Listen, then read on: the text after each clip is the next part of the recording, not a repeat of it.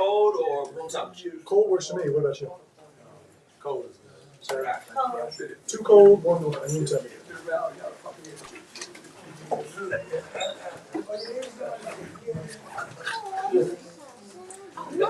My chair.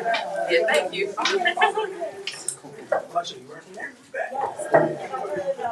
Thank you. No problem. Same cold as well? Just one cold. I'll take cold. Yeah, I'll take cold.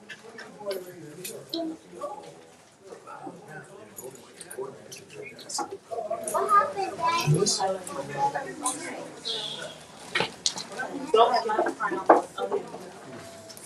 I'm amazed at how much black content there is. So, thanks so much.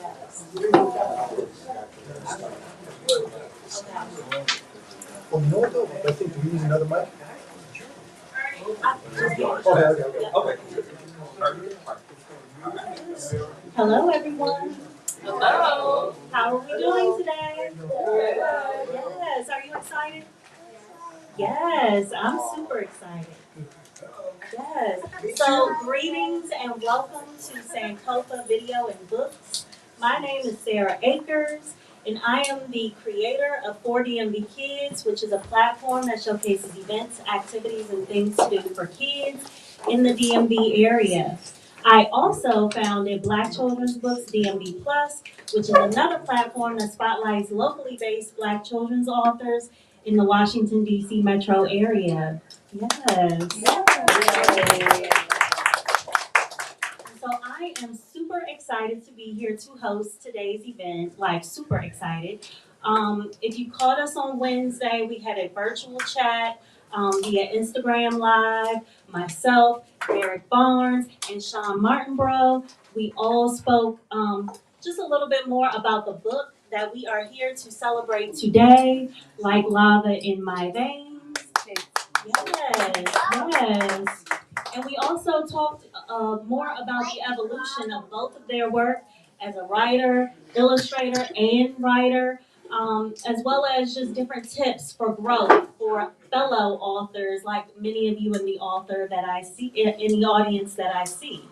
And so I will start us off with a couple readings of each of their bios, and then Shawn and Derrick will take it away with a reading of the book Like Lava in My Veins. I'm excited. So let's kick it off with Derrick Barnes. So Derrick Barnes is a National Book Award finalist for his 2022 graphic novel Victory, Stand, Raising My Fist for Justice, which also won the 2023 YALSA Excellence in Young Adult Nonfiction Award and a Coretta Scott King Award author honor. He is also the author of the critically acclaimed multi-award winning picture book Crown, An Ode to the Fresh Cut, which received a Newbery honor, a Coretta Scott King author honor, the Ezra Jack Keats New Writer Award, and the Kirkus Prize for Young Readers. In 2020, he became the only author to have won the Kirkus Prize twice for his 12th release, the New York Times bestseller, I Am Every Good Thing. Yes. The title also won a Charlotte Huck Award, NCTE, and a Boston Globe Horn Book Award honor. Awesome. Derrick is also the creator of the New York Times best-selling companion picture books, The King of Kindergarten, which I know you all have read, and The Queen of Kindergarten. He is a graduate of Jackson State University, BA in Marketing of 1999, and was the first African-American male creative copywriter hired by greeting cards giant Hallmark Cards. Yes. Derrick is a native of Kansas City, Missouri, and currently lives in Charlotte, North Carolina, with his enchanting wife, Dr. Tinka Barnes, yes, doctor, yes, and their 4 sons, the mighty Barnes brothers.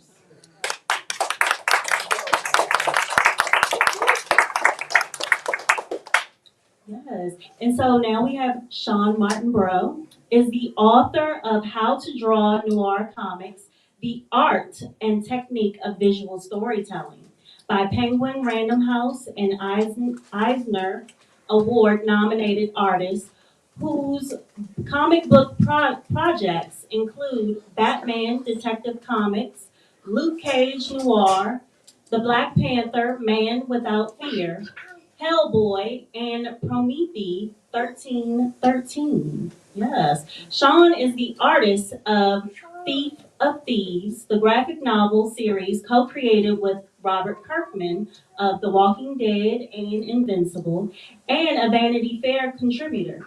Shawn is the writer of Red Hood for DC Comics. His two-part story and the upcoming six-part sequel revisit the Gotham City neighborhood of the Hill and introduce multiple new characters to the Batman universe. Yeah. Shawn created storyboards and key art for Netflix's Blood Brothers documentary, which explores the friendship between Muhammad Ali and Malcolm X, and for Mike Tyson, The Knockout, by Oscar-winning screenwriter, executive producer Jeffrey Fletcher and ABC News. Yes. Shawn is the co-author of Judge Kim and the Kids Court. Yes, he's a children's book author as well, y'all. The new children's book series from Simon & Schuster.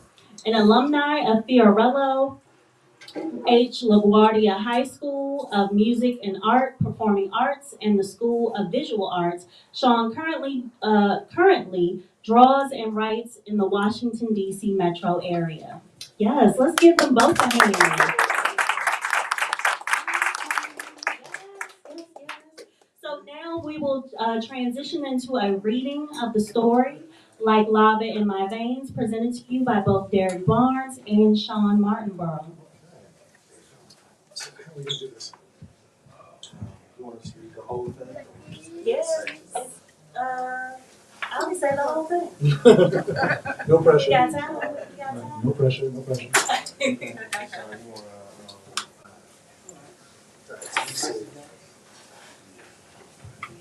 All right, so I You guess, want to split it up?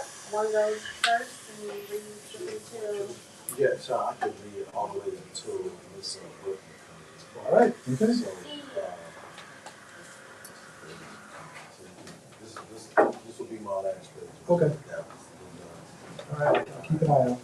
All right. First of all, thank you all for coming out. I appreciate y'all so much.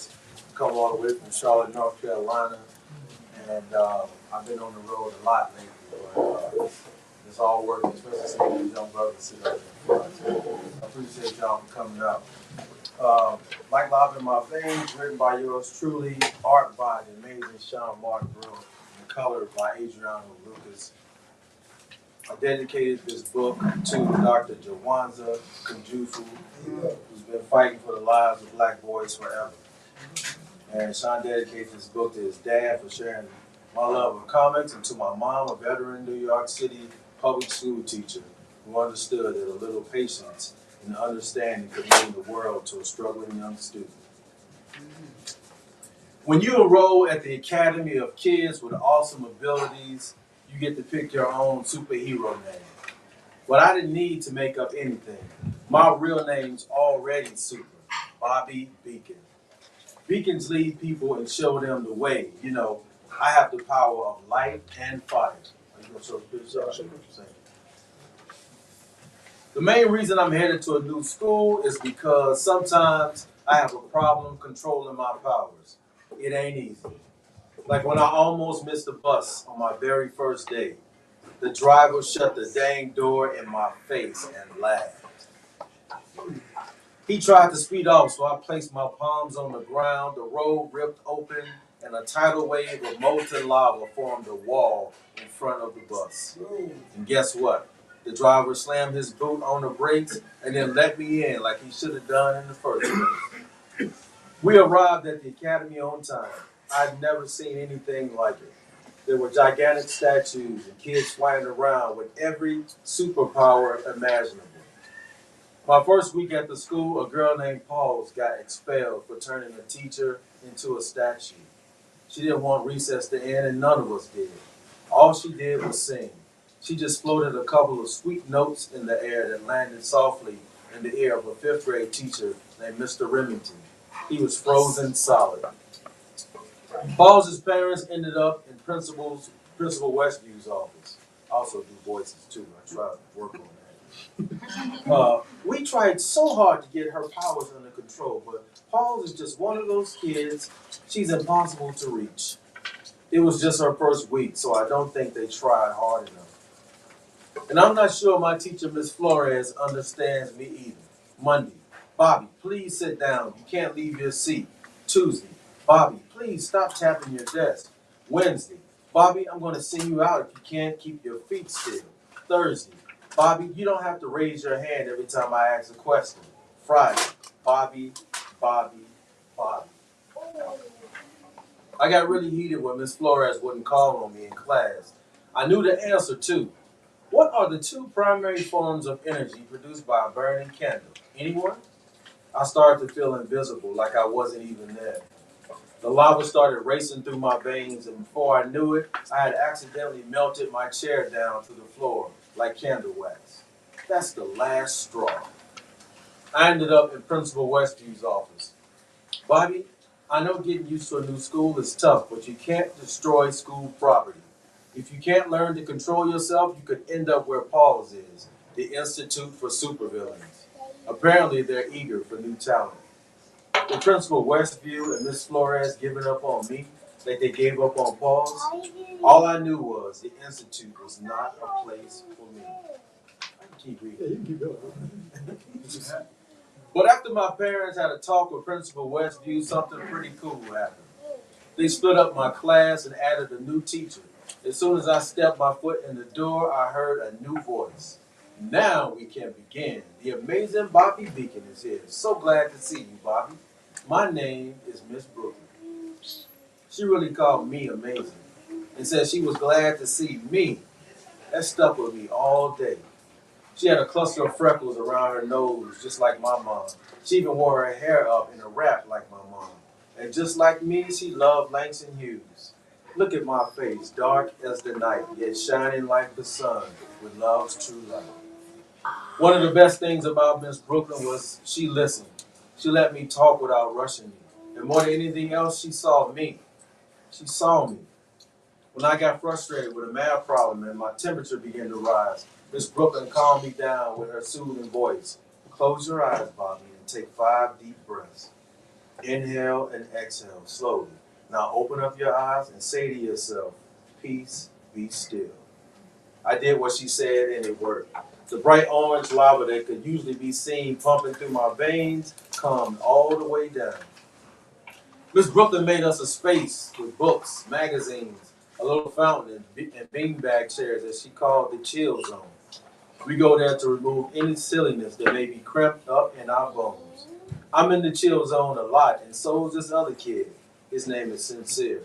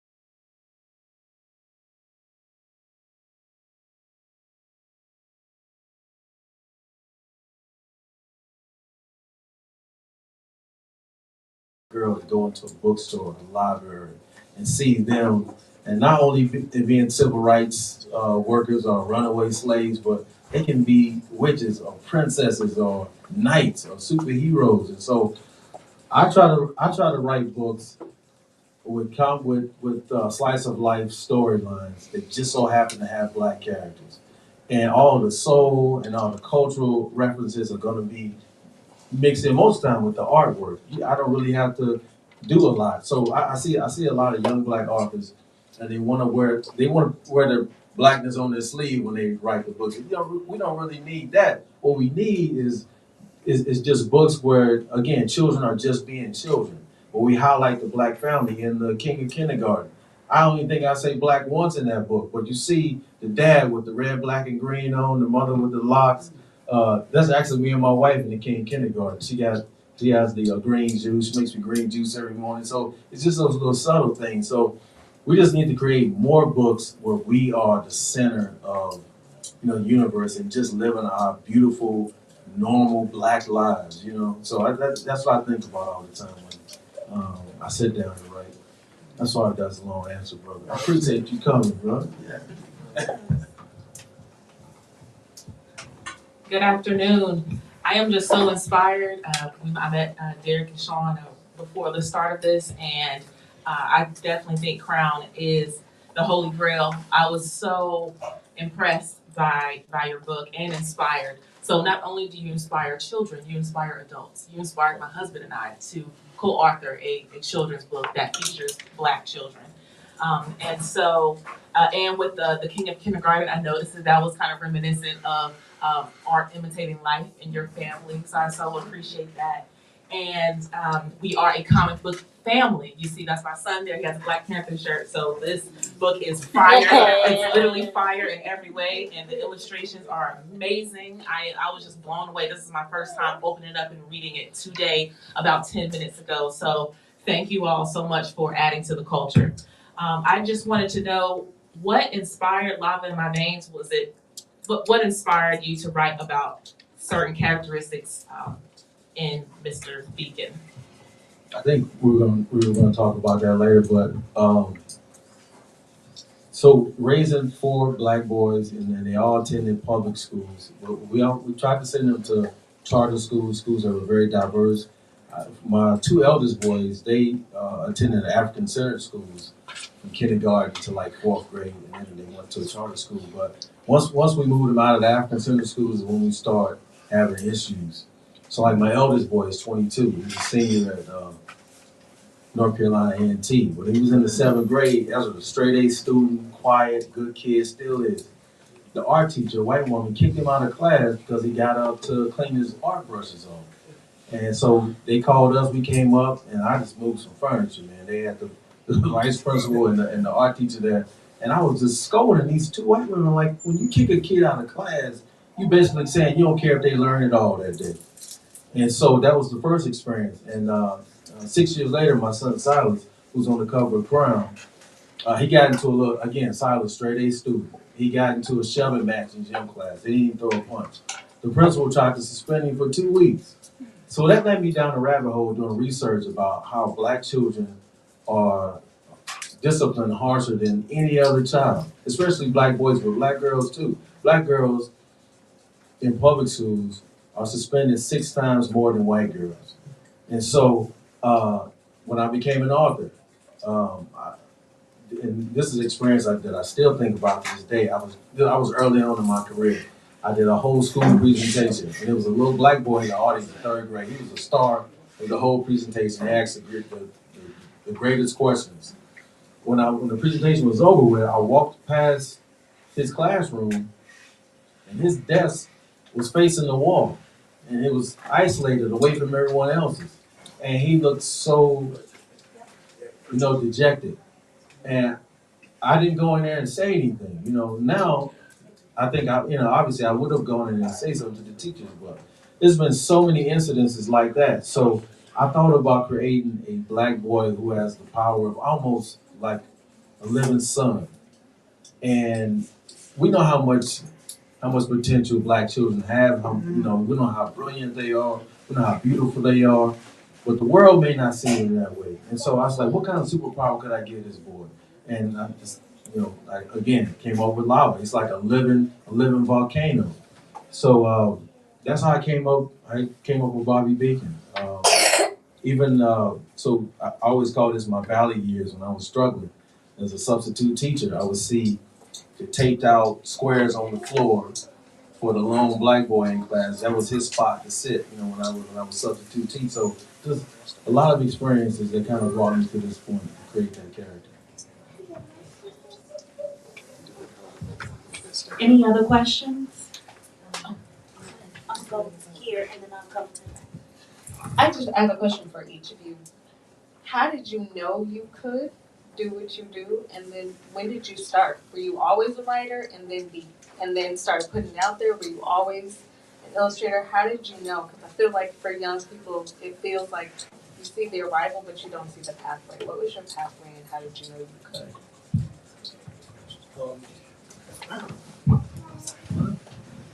I started drawing when I was very young, probably like elementary school. I'm a native New Yorker, so I grew up in the Bronx, and I just remember just drawing and sketching when I was in elementary school, and then my mom and my dad saw that I had an interest in drawing.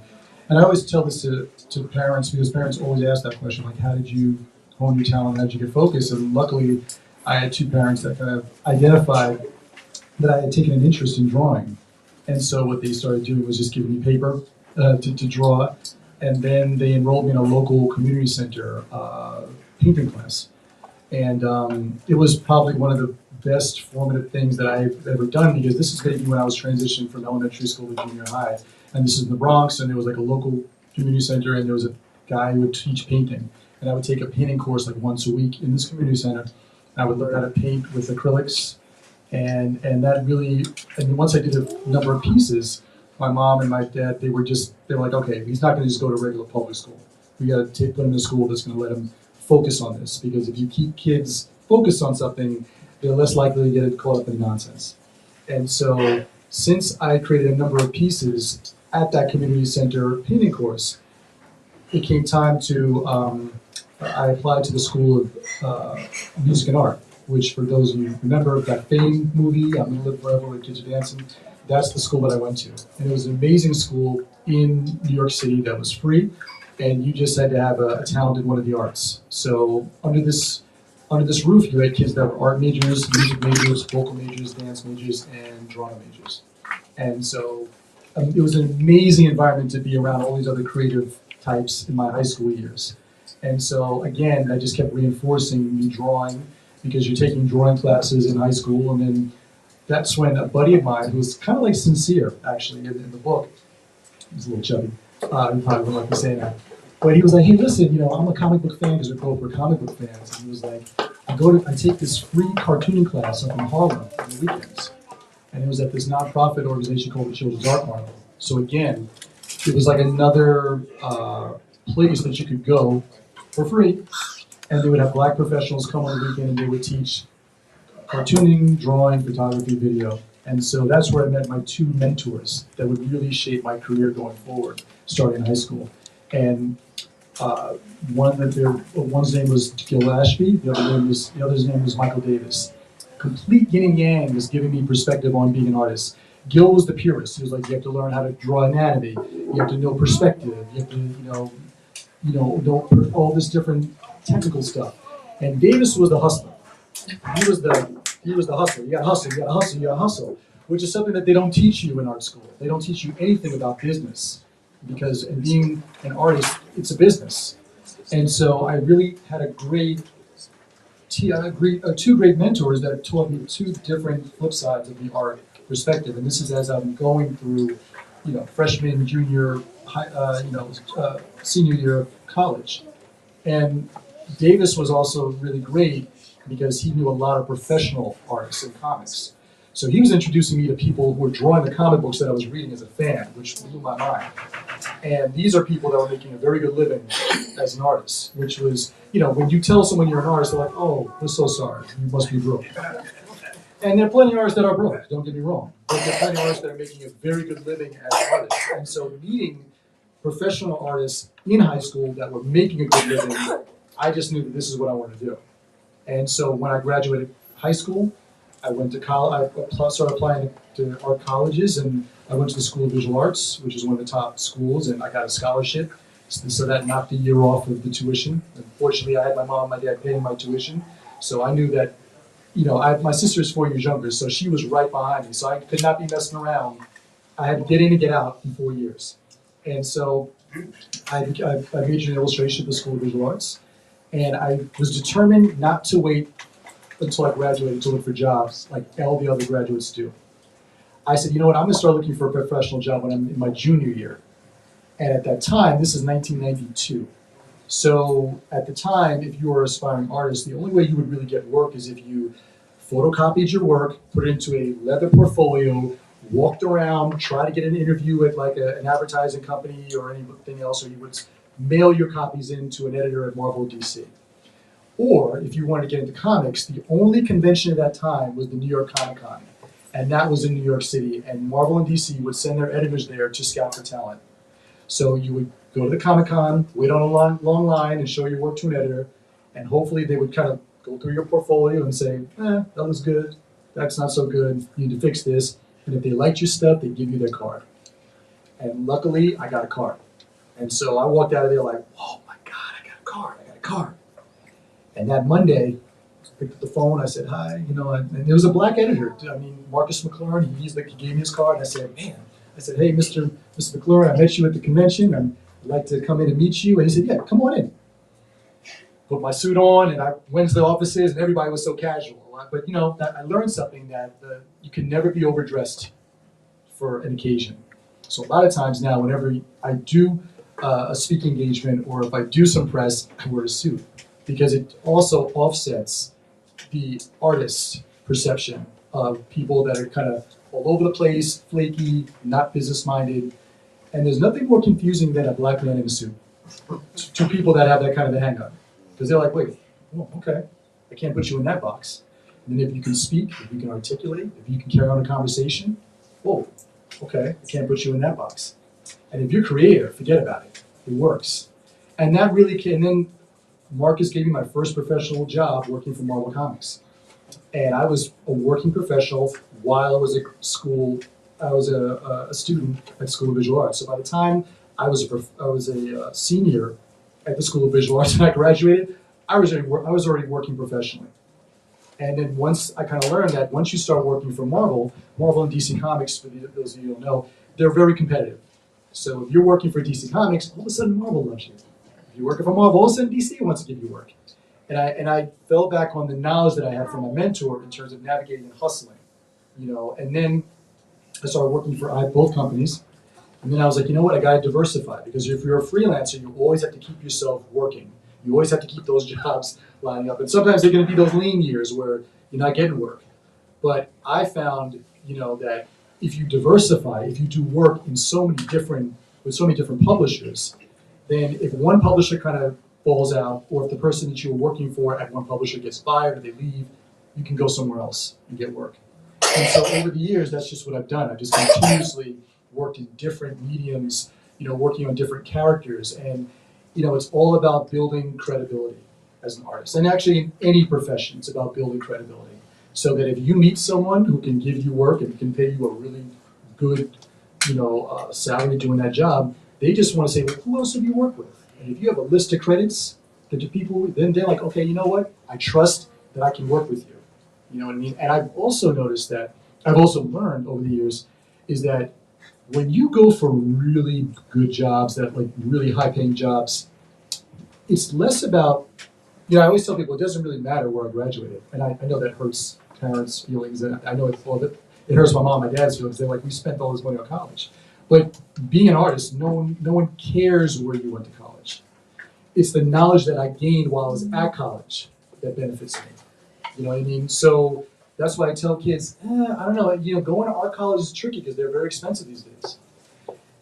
You might be better off, maybe taking a local painting class, a local drawing class, but also major in business and marketing, because that's really going to help you get yourself out there to people. And once people kind of see what you're doing, then you get on people's radar. So for example, so like when Derrick's agent, Regina Brooks, shout out to Regina, she reached out to me because she was just familiar with my work. And she was like, hey, I'm working on this kid's book. Would you be interested in drawing it? I'm like, okay, I haven't done a kid's book yet.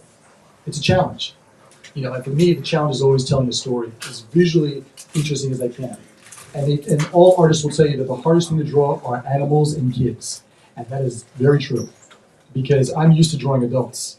And my style has been described as noir. So I use a lot of like shadow, and I draw a lot of crime noir and people getting, car chases and gunshots and Batman and all that stuff.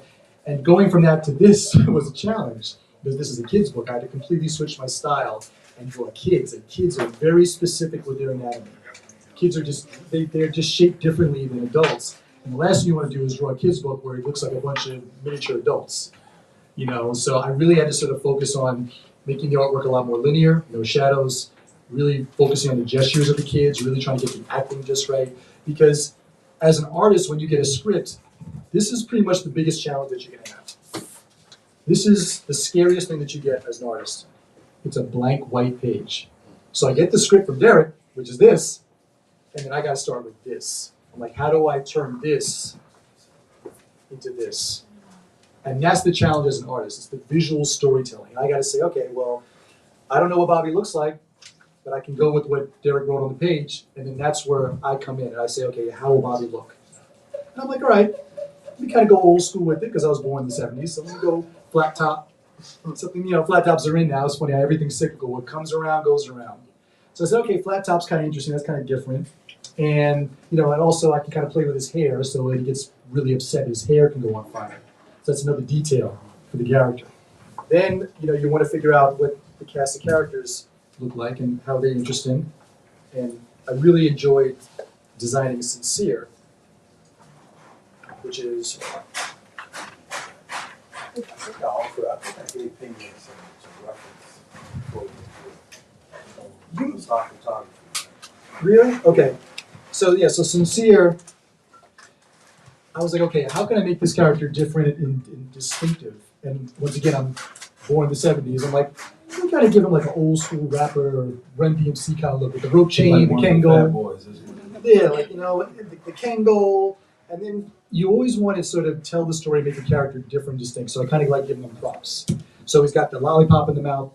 And then, most importantly, he's got the inhaler. And I thought that was just an interesting prop to make him different. And also, how often do you see kids with asthma represented in children's books?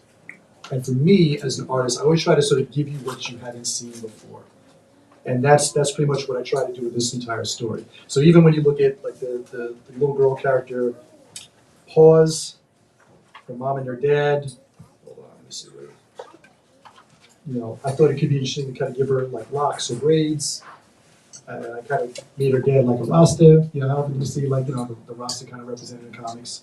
And it's just really just trying to show and depict different looking characters to make the story that much unique. Because my job as the artist is to really visualize and sort of elevate what Derrick has written. So, but I'm really going way off the topic, but hopefully it was interesting. I think we had another question. Hold on. Did you have a question, sir? Yeah. Yes. Thank you. I thoroughly enjoyed the problems. Now, is one of them author and an illustrator? Yeah. And the other one is just an illustrator? Yeah. Oh, author, illustrator, and then the other is an author. All right. How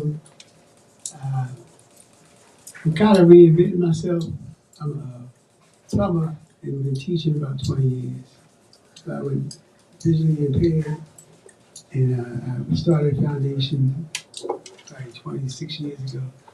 And I'm up and down the East Coast with different things like books and whatever. How do I get y'all touring schedule? That's the question. So where can we find your touring schedule? Like any other appearances that you're making or anything, speaking engagements? East Coast, on the East Coast. Well, DC and Between DC and Philly. I travel across the country like 4 times a month, during the school year, and just do school presentations. But right now, since the book just dropped, I've been doing like independent and black-owned bookstore presentations. But I go on tour in the fall, and I'll be back here. I'll be on the road the whole month of October and early month of November. So I'll be back in DC. In like 3 days, I think we'll be here. So. And it's on my website. My website is my name is DerrickDBarnes.com. Do you have a card? You have a card? No, sir. But I can relay the information, but he said he'll be on tour for the whole month of October, and he'll be on the East Coast as well. So we'll be sure to get you that information. Thank you. Any other questions? Yes. I'd like to know, when did you start writing, and how long did it take you to publish? That's a very good question. I fell in love with words when I was same age as these young men in the front row. My mother's just a country girl from Clarksdale, Mississippi. She was a CNA nurse, worked like 2-3 jobs sometimes. When she was off on Saturday, she would take me to the library. It was like maybe 6 blocks away. And she recognized that I love reading. I read a lot of nonfiction. I'm still that way, information junkie. I like to know things. And I didn't start writing, creatively until I was in the 5th grade. Fell in love with hip hop music, Eric B. and Rakim, KRS-One, Run DMC. And my 5th grade teacher, Miss Shelby, recognized that we loved the written word. So she introduced us to all the poets and writers during the Harlem Renaissance. Fell in love with Langston's work. He's from Missouri, I'm from Missouri. And I wrote my first short story. This was a very pivotal year for me in the 5th grade because I was diagnosed with type 1 diabetes as well. So I've been taking insulin for 37 years now. But I wrote my first fiction piece in the 5th grade. I was 10. And I was very quiet, shy, stuttered a little bit. But Miss Shelby allowed us to get up and say our short story, and the classroom went nuts when I read my story. They thought it was exciting, and I started writing everything: poems, short stories, love letters, anything I could put pen to paper to. But it's one thing, now looking back on my journey, everything that led me to where I am now. Like when I went to college, I wrote for the school newspaper. When I went to Jackson State, I worked for the Blue and White Flash. I had 2 columns. And it's one thing I can say, I always tell young people that if you want to be a writer, writers write every single day. We have to work on your voice. When I got hired at Hallmark Cards, that was one of the things that they talked about all the time, writers developing their voice. And that voice comes from your creativity, your imagination, melded with your life experiences and your viewpoint, the way you see the world. And I just kind of, recognized my superpower when I was in the 5th grade, that I had a grasp of the English language and I knew how to express myself, which is, I don't think that the average person really knows how to express themselves in the way they feel and how to put color and sound and emotion to those things. And I think I developed that early on, but I write constantly, and I've always written constantly. I've always been a reader as well. So I just want to be the best at what I'm doing during this period of time in American history, which is so important right now because, what Brother Miller was saying, they're trying to ban a lot of Black books. I feel very honored to be one of the Black children book authors that are, continuously putting out Black stories that really make certain governors angry. I had a whole week of school visits planned in Birmingham, Alabama, and it was canceled by the superintendent there for one of my books. And like a week later, that book made the New York Times bestsellers list. And I sent them a whole, listen, I sent my whole catalog to that man. And I attacked them, you know what I'm saying? Like, you're not gonna, first of all, take money away from me. So I got in contact with every media head down there, newspapers, television stations. I was everywhere in Birmingham because this is how I make a living. And also, you're not gonna silence the truth. We're talking about the truth here, and I think they just want to damper black joy. They don't want to see black children happy. They don't want white children to see black children happy, which is crazy. But whenever I'm around other authors and there are authors in the audience, we gotta keep writing the blackest stories that we can write. And again, what I was saying about Crown. That was the most authentic book that I wrote, and that was the book that really launched my career. You have to be mindful again of who you're writing for, what kind of legacy you want to leave behind. Body of work is so important. When I'm done doing this, I wanted to line all my books up and go. That brother tried. He tried to do something, and so that's so important to me. And you can't think about again book deals, money. I'm doing all right now, but I'm doing all right, surprisingly because I'm my authentic self. I hope I answered the brother's question. I've just always surrounded myself with readers and with writers. And, we tell young people that all the time, whatever it is you want to grow up to be, you got to surround yourself with those people. And I've always done that. And here I am sitting up here with Shawn MartinBraugh, one of my artistic idols. I actually asked the publishing company if I could work with him. He had never done children's books before, but a illustrator that I've done 2 books with, Gordon James, is a big fan of his work. So I started following him on social media. And I know he hadn't done children's books before, but I started looking up your YouTube videos, and I was just so impressed. I love other authors and creators that have a strong work ethic, because I work all the time. And I tell my boys, I was saying the other day on the interview, there are no off days. And I just loved your work process and how you talked about your work. I was like, he may not have done children's books before, but I like the way you create, and maybe this can work. And look what you came up with, brother. You did it. Any other questions from the audience? Okay. Vince. Hey, Derrick. Brent. Hey, man. Sorry we're late. Got caught on that. All right, man. But following up on what you said about your authentic voice, I've known Derrick for 25, 30 years. And I'm always impressed with everything you do. I have a 6-year-old now who has all your books. And what I'm impressed by, maybe the other parents in here too, are the lessons that we get as parents from looking at how you deal with the kids and the books. Do you do that intentionally? And again, I know you're a wonderful father. Do you get some of that obviously from your own experience as a father, but what about your experience when you were younger and your influence that men had on you at that time as well?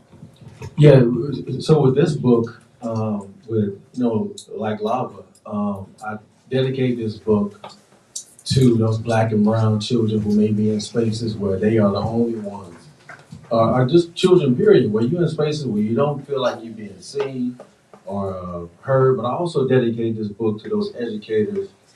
Yeah, again, I forgot which one of you all was saying that you were born in the 70s. You did, and you went to school in the 80s. That was right at, I think that was right at the beginning of white flight in every major city. So we still had great black teachers, and so this book is dedicated to those teachers that go out of their way, and those young white women, because more than 75% of the teachers in this country are white women. Those teachers that go out of their way to use their own resources to teach their babies, those teachers that immerse themselves in the culture. I always say, if one of these babies invite you to a basketball game, you need to go, Becky. You need to go to the basketball game. If they invite you to church, go to that black church. You can't teach these children if you don't know them, and you definitely can't teach them if you don't love them. So I dedicate this book also to probably my favorite teacher of all time, Mrs. Rogers. She was my freshman English teacher, and she was a beautiful chocolate woman. She looked like Shirley Chisholm, and she was such a lady, and everything I wrote was Pulitzer worthy. No matter what I turned in, she thought it was awesome, and that really encouraged me and kept me writing. She was my AP English teacher when I was a senior. Again, I could see the growth from when I was a freshman to when I was a senior, but a large part of it is I didn't stop writing. She was one of the main reasons why I kept writing. So yeah, I had a lot of influences from growing up, but Mrs. Rogers is definitely an influence for this book right here. Awesome, and we have another question. Good afternoon, gentlemen. A question for you guys. Do you know of any school systems that have incorporated comics into their curriculum, particularly inner city schools, that realize that some of these young black boys and kids need to see themselves, and these comic books will help them read through the stories and better their learning, their reading comprehension? Have you heard of any schools actually doing that? I really didn't mean to make you ask. Okay. Yeah, I haven't, but what I find is there's always been a bias against comic books. People look down on comic books for like, oh, it's just like kid stuff or whatever. These are people that have never read a comic book because the comic books are like books. There's such a wide variety of comic books out there, and I know that they really should. Like public schools really should embrace, but unfortunately, that's the problem I find now is that there's a big divide between old and young. The young people don't want to hear what the old folks are saying, and old folks are intimidated by the young folks. They're like, yeah, we don't know what that is. And so they won't think to incorporate that, even though comic books are so dominant now in mainstream culture. Like everybody, 15 years ago, nobody would know who Thanos was. And then when I see people knowing these obscure characters, like the Guardians of the Galaxy or whatever, I'm like, that's hilarious, because back in the day, nobody knew who that was. But these days, it's so dominant that you would want to embrace comic books, especially to reach the younger kids. Because I know for me, the thing I loved about comic books is that, number one, they were visual. So I felt like they were transporting me someplace else visually. But then the stories would transport me someplace else visually. And that really that inspired me to want to tell my own stories. And I think everybody has a story to tell.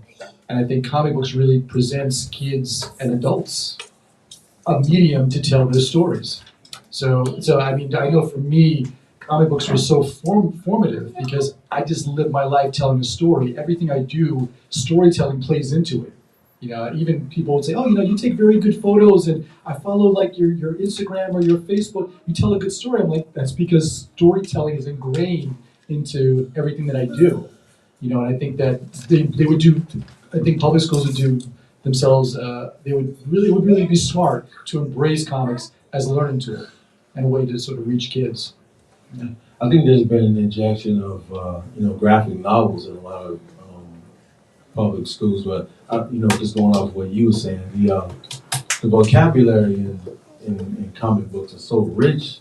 Going all the way back to the 70s and 80s, just the level of vocabulary that's used to describe a lot of characters that are in comic books is so rich. But they have been using a lot of graphic novels lately. And that's a nice shirt you got on, brother. Yeah. Yeah, there are words that I still remember learning to this day. I remember there was a character that was insulting another comic character. He called him a vainglorious dolt. And I said, vainglorious? I've never heard that word before. And there was just it's example of like the vocabulary and these are adults that are writing comics. And there's a big difference between comic strips and comic books. You know what I mean? And there's so many comic books that are just well written, very sophisticated, the language. It's amazing. Awesome. Any other questions?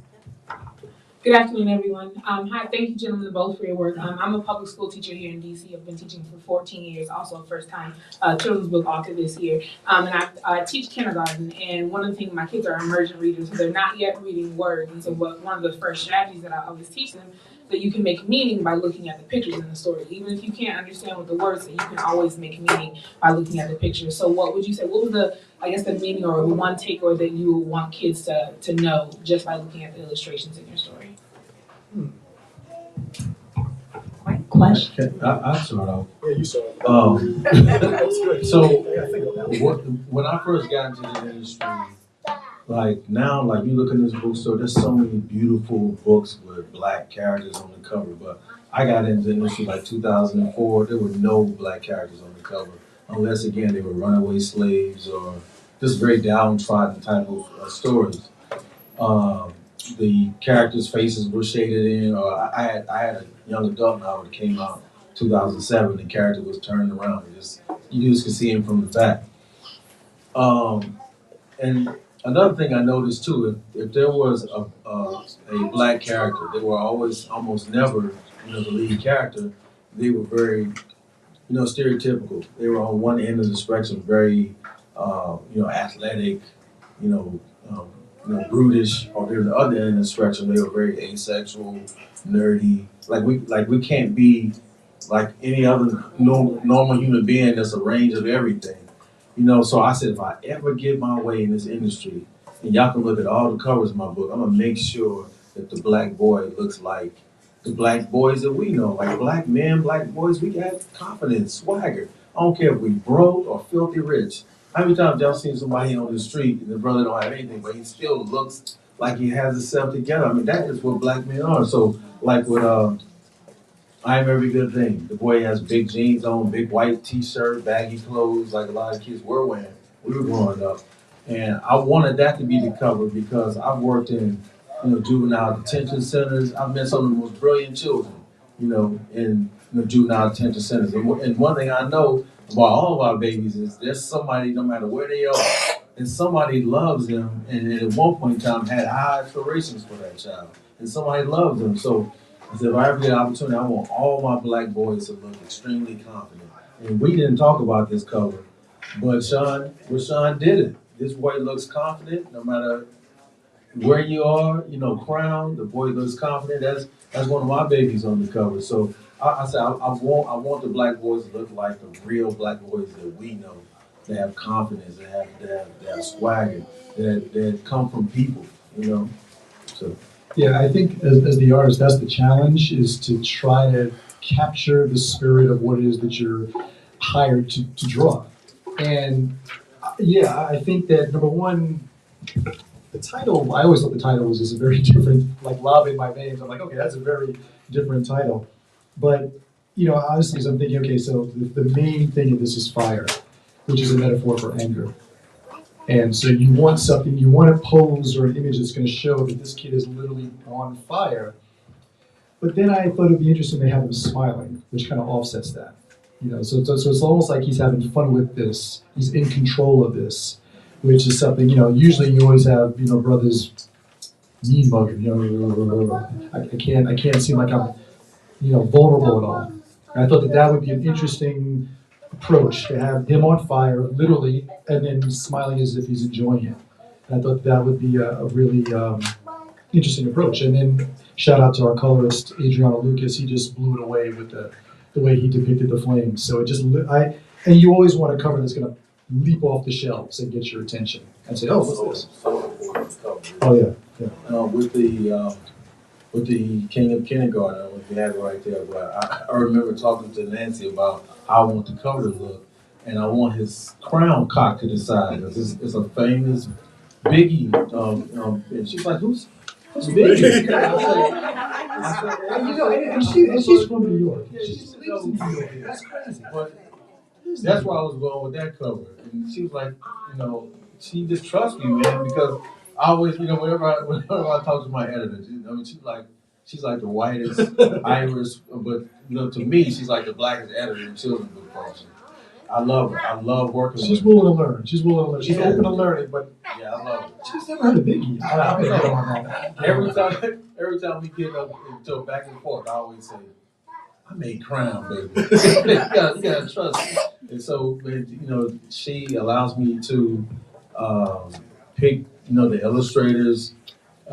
She's probably my most favorite editor that I can work with, because she's able to take pieces of my work, because you know how sensitive we are as artists. She's able to move my work around and not get rid of anything. Like, she finds a use for every single line. I love that. Like, I may look at the manuscript after she's edited it and go, and she took that line away. Then 6 pages, there it is. And I didn't think about putting it 6 or 7 pages later, but I just love working with her. But from a visual standpoint, I always try to make a statement. But yeah, you came through with this cover. I love it. Thank you. Well, let's have another round of applause for our author, Derrick Barnes, and illustrator, Shawn MartinBraugh. So now we'll have both Shawn and Derrick sign your books if you'd like. So if we could start making a line, and then we can maybe swoop it on around this way. Oh, okay.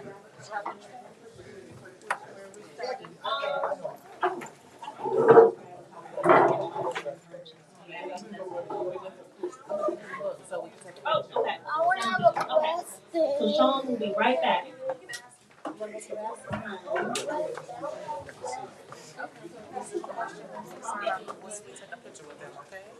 Alright, here we go. Ian, you're right behind me. Hope everybody enjoys Right beside me. it. Anxious. Oh yeah, for sure.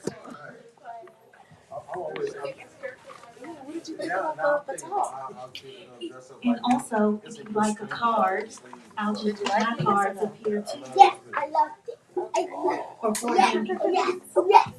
You like the reading and everything? You learned a lot? Yes, oh yes, oh yes. You were right there, front and center. Oh yes, oh yes. Great job. Is that, somebody is. Don't worry.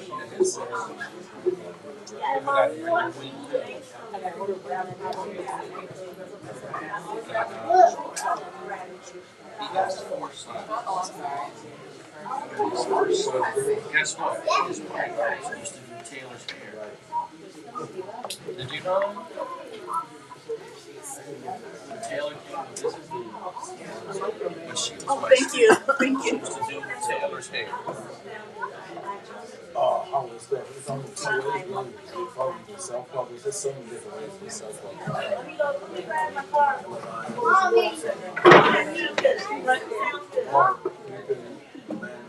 Yeah. So Taylor. So I always got people to authors start on their website, find out who their agents are, and get submission guidelines. I think if you want to get published by a major publisher, that's probably the best route. If you want to self-publish, I don't know. I've never self-published, but there's so many avenues to self-publish. I think within those contracts, when you do get self-published, Hey, look at this. Tea time with Miss Tea time with Miss Tanzania. What is this about? Oh, where's my glasses? I didn't bring my glasses.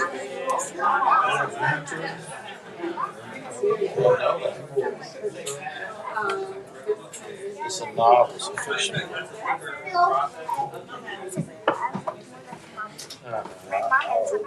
Like poetry, they probably have Taylor's book. I have additional books if anybody wants to.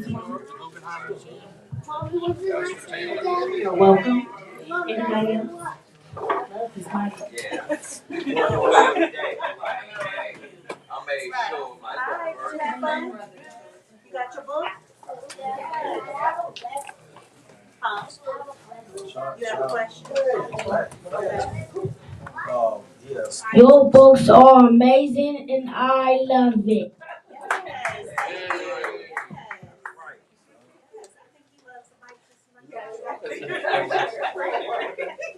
Working behind the mic, you working right. Thank you.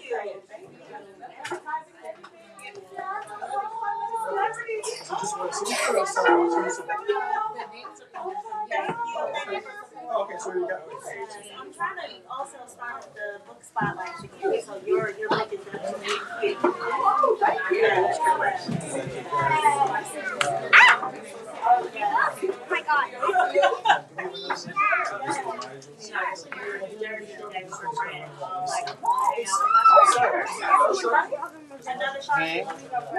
has this book. Well, yeah, because it's just released. You got it early because you were on a pre-release book list. Oh, so much, guys, for coming in. No, don't leave. I want to get a big selfie with everybody behind us.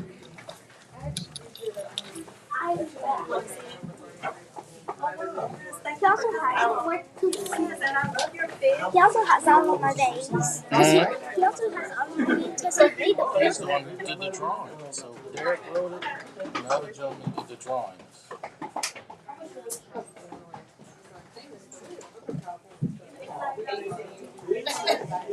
They really did break out in song. That one looks like my mom, but blue.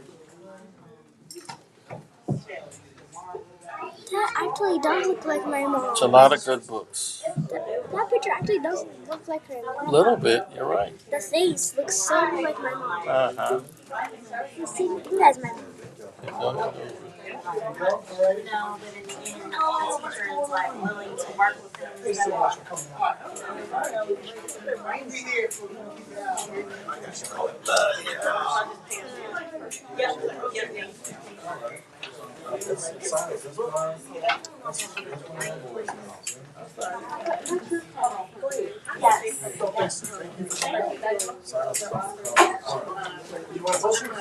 It's a very interesting line.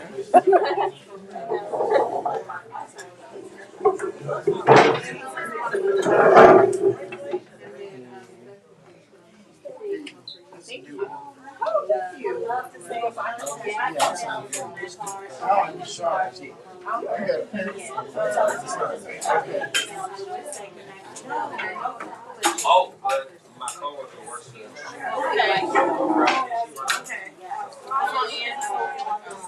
Collaborate with, You can probably get it on their website,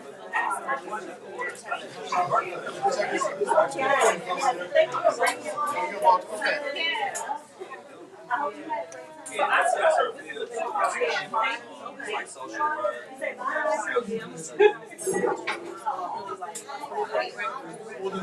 I'll link this. But I can get you that book just called. You know, you want to order from their website directly. So Oh, yeah. Okay. I just didn't know.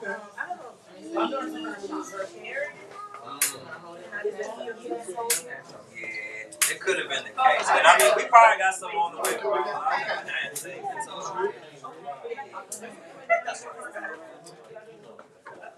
Thank you. Yes. Sir. That's good. Oh, thank you. And I mentioned the thing that you guys were. Oh, yeah, he was Hello, hello.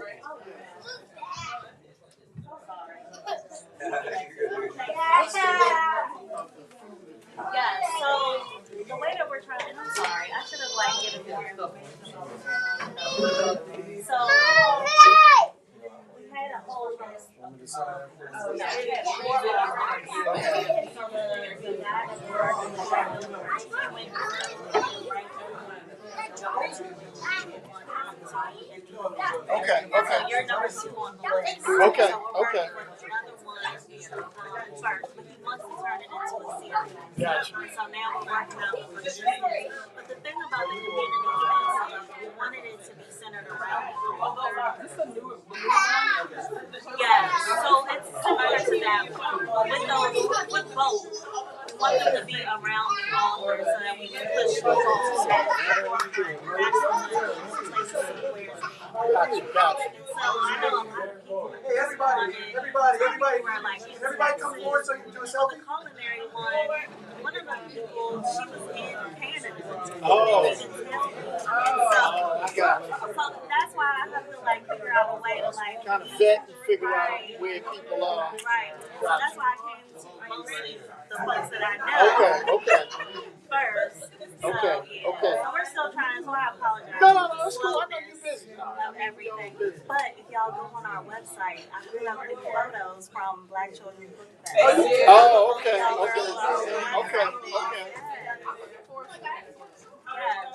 Yes, we're working on it. Okay. Working on it. You got all. I love it. That's how you got it. So actually, the way we're doing it now is Black Children's Book Fest will be an annual book. Build up the hype for the next one during Black Children's Book Week. our second main event of the year will be a charitable Everybody, event. come forward. We're doing a selfie. Oh, Everybody in the back. selfie. What about them in the back? I don't think they pay attention. Everybody hold the book and you got to tell the story.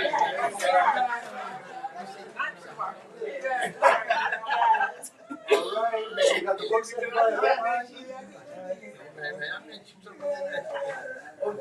What you think?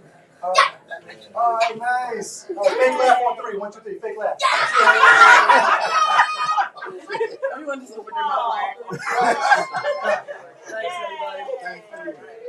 Okay, Ian, honey, let's get ready to Yeah, go. so the second event will be more of a charitable type event.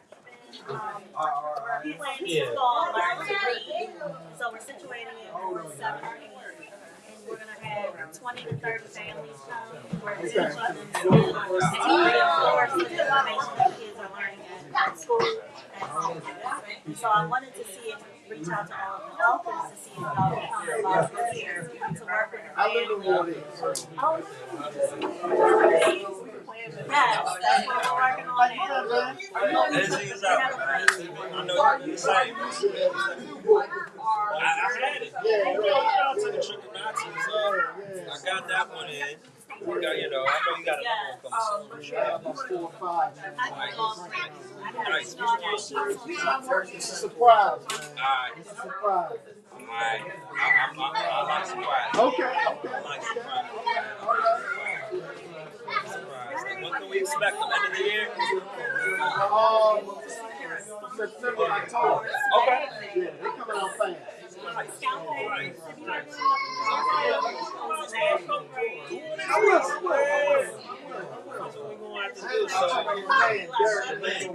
Hey man, I see, man. Yeah, you go right up. No, this glad to see this happen. Yeah. But I just love it, man. Yeah. Artwork. You already had Gordon here, what? You were level 2. Yeah, so it was cool to get Derrick. That's crazy. I kind of wish they'd have been all of them at the same time. Still pretty good. And the book looks great. I mean, it's straight comic. The colors, man. That's Why tough. would you not? Right. Like, he might have just started something with that. I don't think I've ever seen that before. But like, yeah. And that's what you need. Yeah. So like, if you gonna go this route, especially, this route it gotta look very gripping.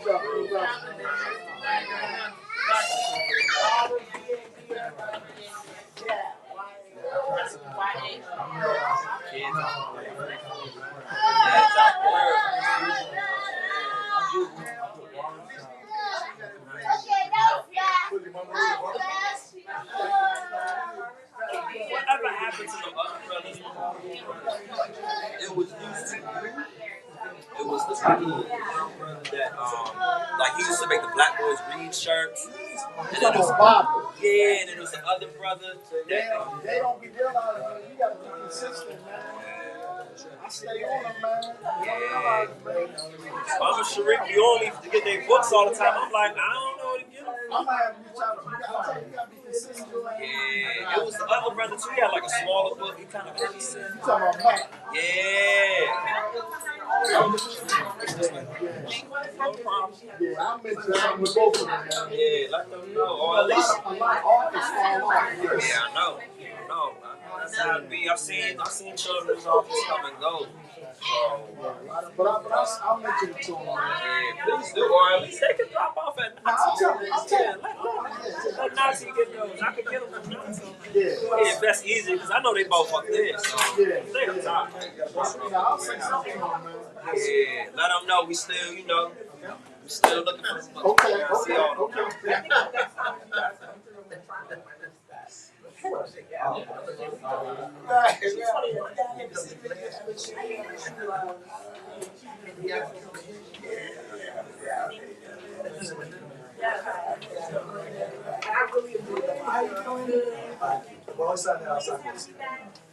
Now,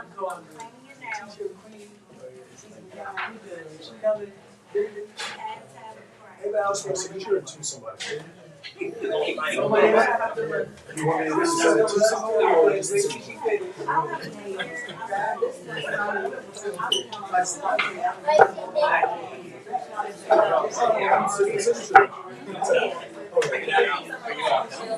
No, well, they're just signing. Oh, yeah.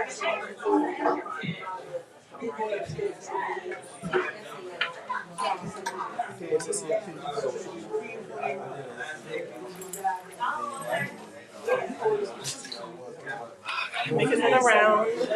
You out of here? Yes, I have to go to Gators first.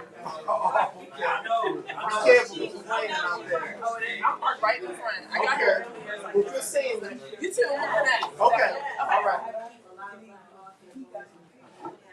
I gotta go. I'm gonna say we are going. It's only me. Oh, yes. Thank you so much. I have something you too.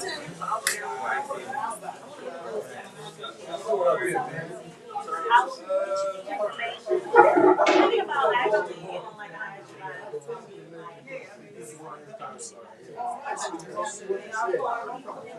You'll be like, yes, yes. yes.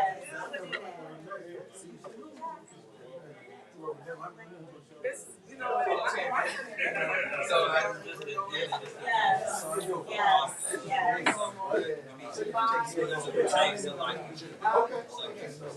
History, you can go Hispanic, you can go like American, black. It kind of goes everywhere. And also very much, I know so I know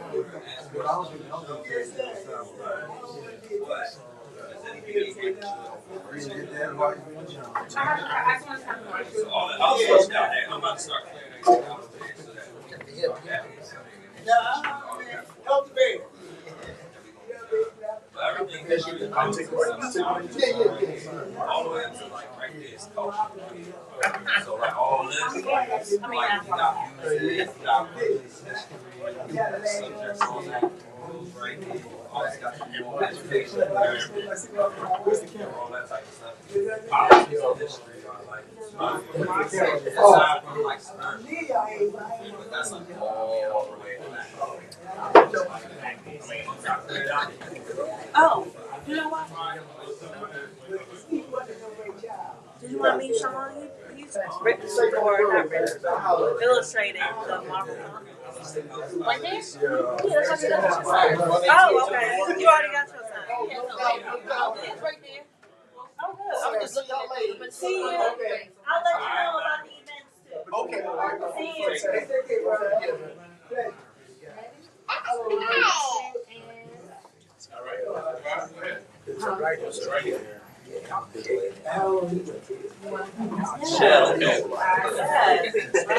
I don't know if you remember from the Carol Loss in Weatherford when Jack was running laps around the place. I think I do.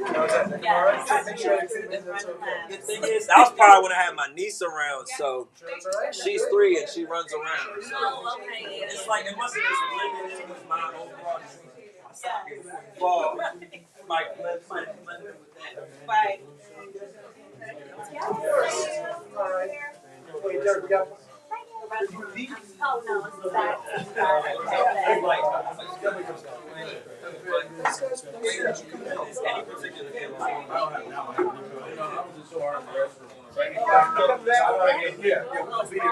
Oh, okay, straight in.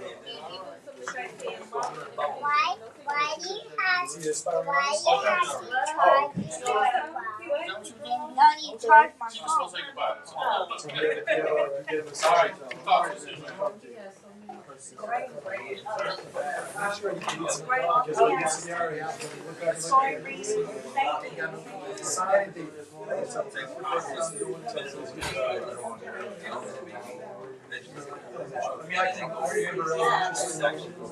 I used to sketch those small lunchboxes.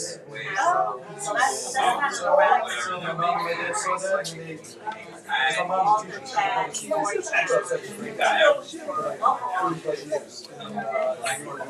She's like, okay. It's very similar to Dr. Say. She died. Yes. That's really like out of it, man. That's a Yeah, so I've been, this is long time ago, because you know, a lot of times, thank you so much for coming. Yep. If those intentions are to any of your friends that I would text the lady about you can't do something, the other ones are gonna say that you can't do something. So you gotta ignore them and do your own thing. You got that? Yeah.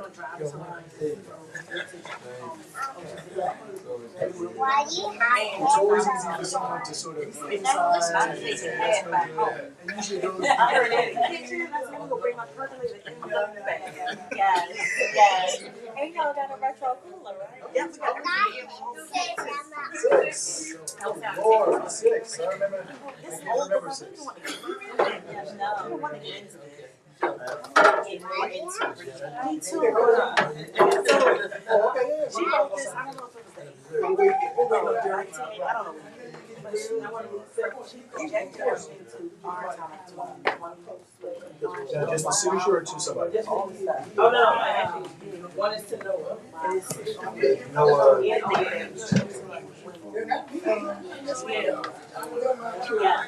Yes. She wrote, what's the movie?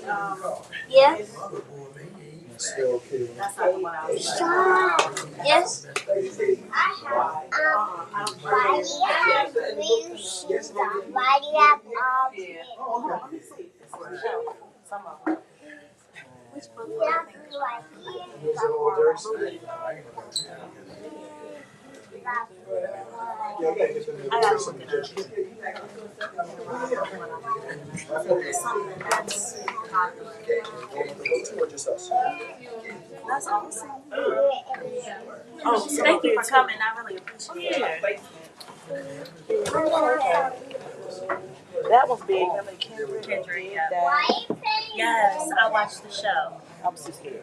You didn't watch it? It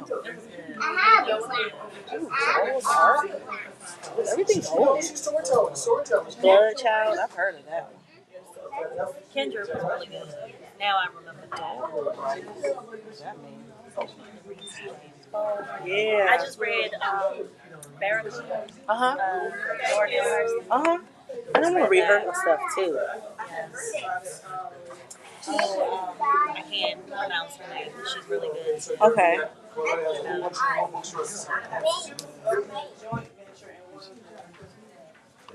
Oh, more here.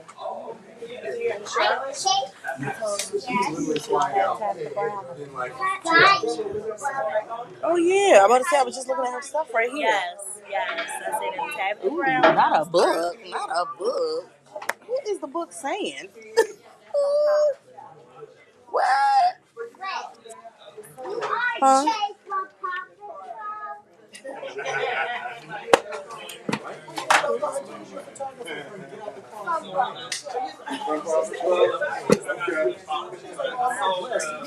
Oh, I got this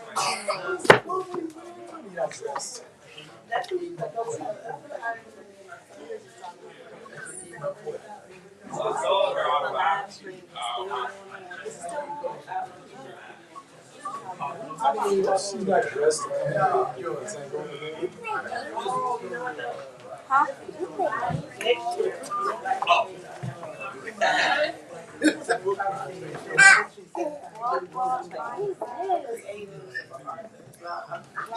Let me know.